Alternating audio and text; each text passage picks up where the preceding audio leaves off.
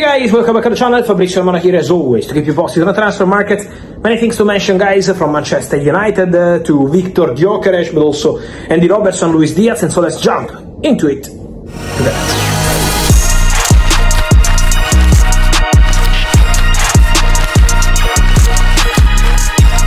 And so guys, today's video is starting with a here we go, because I told you a lot of stories about Arsenal in the recent hours. You can find everything also in the last video I released. Remember Christian Mosquera, new centre-back for Arsenal, with negotiations advancing well for the defender who already said yes to the Gunners. But the here we go today is a surprise coming from Italy and Spain, because the Italian left wing back Matteo Ruggeri leaves Atalanta and joins Atletico Madrid. He will be in Madrid in the next hours for medical test and contract signing. And so new left back for Diego Simeone, total package worth 20 million euros, but also important to say that probably with this move we don't expect Andy Robertson to go to Atletico Madrid anymore, because Andy Robertson was a candidate, a strong candidate for Atletico Madrid. They had concrete conversations. Then the player was taking his time to decide his future, also out of respect with Liverpool, where he's still loving the club, the fan base, and all the people at the club.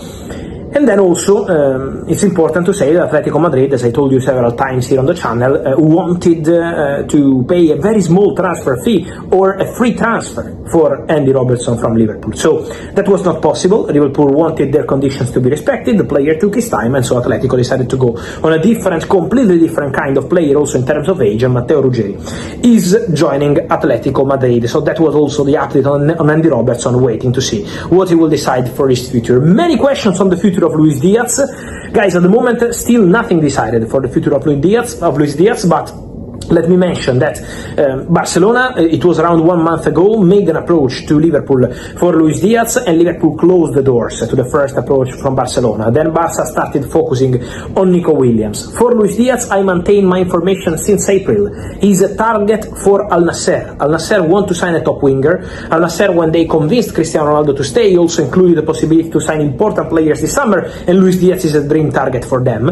But let's see what Luis Diaz wants to do. If he wants to stay, if he wants to go, if he wants to accept the crazy money from Saudi, or maybe hope for a solution in Europe. So let's see what happens with Luis Diaz in general, because at the moment there is still no agreement with Liverpool over new contract, but Liverpool are still not accepting normal proposals for Luis Diaz. Has to be a very big proposal, or they are not opening the doors. So let's see what's going to happen there, but at the moment still no breakthrough in this story for Luis Diaz. So we will be following this point also in this summer transfer window, similar to Darwin Núñez, who, as I told you since February, I expect Darwin Núñez to leave. For Luis Diaz, it's an open story. It's a 50-50 story. Then, guys, I wanted to mention also something about Manchester United. Many questions on the goalkeeper.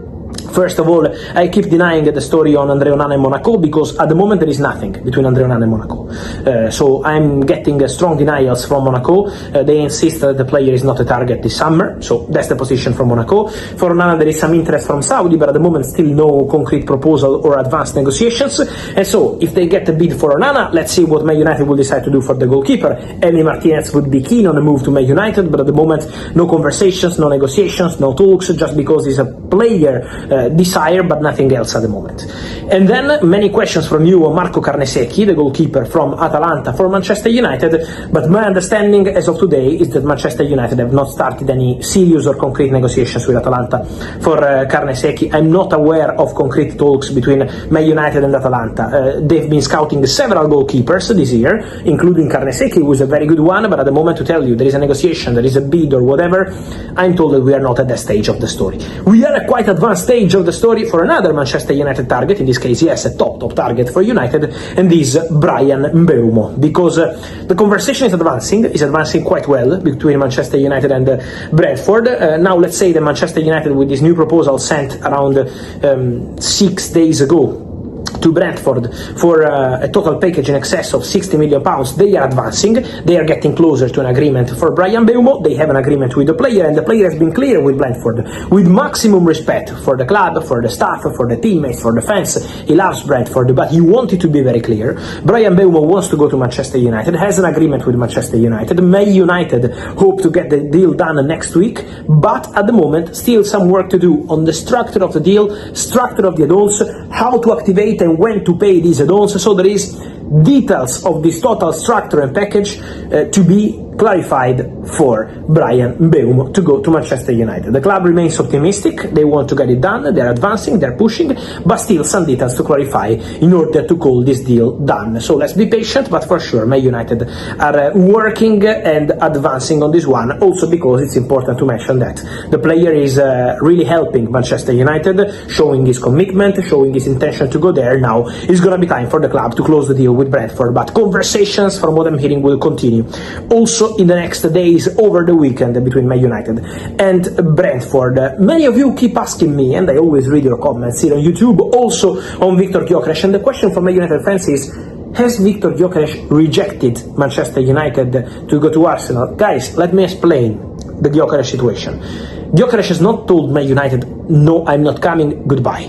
Gyökeres, his agents, speaking to Man United almost 10 days ago, told Manchester United that his priority is Arsenal. So the priority of Viktor Gyökeres is to go to Arsenal. He would love to go to Arsenal for several reasons, including obviously Champions League football, but Viktor Gyökeres didn't say no to Manchester United. So the priority of the player is Arsenal. The player is waiting for Arsenal. Arsenal are waiting to understand how much Viktor Gyökeres will cost. I told you there is this battle between the agents of the player to respect the pact for 60-65 exit fee this summer, 65 million euros exit fee this summer, while the president, Varandas and Sporting want more than this. Why? Because the pact was made by Hugo Viana, the former director, who has now left the club to go to Manchester City. So Arsenal are still waiting to understand which one is going to be the final price for Viktor Gyökeres in order to attack and go for the player. Then Manchester United are following closely the situation, but now they're focusing on Bryan Mbeumo. They want Mbeumo as soon as possible, and then they will need a striker, but for Gyökeres at the moment there is no rejection, just a priority to Arsenal. So let's see what happens with Arsenal, because Arsenal, we know that, are still between Šeško and Viktor Gyökeres. So it's going to be a situation to follow for sure, because Arsenal are waiting for the price, and also the player is waiting to understand where his future is going to be. Viktor Gyökeres has been clear. Viktor Gyökeres doesn't want to play for Sporting anymore. He loves the club, he loves the fans, the relationship has always been fantastic, but he wants to go. He wants to try something different, and it's also fair to say, exclusive story from 2 days ago, that the replacement wanted by Sporting is Luis Javier Suarez from Almeria. The Colombian striker, 27 years old, is considered the perfect option to replace Gyökeres, so we'll be following also that topic. Just to complete, guys, keep an eye also on the situation of Morgan Rogers. Many questions on that one. Aston Villa would love to keep the player at the club because he's considered as a crucial player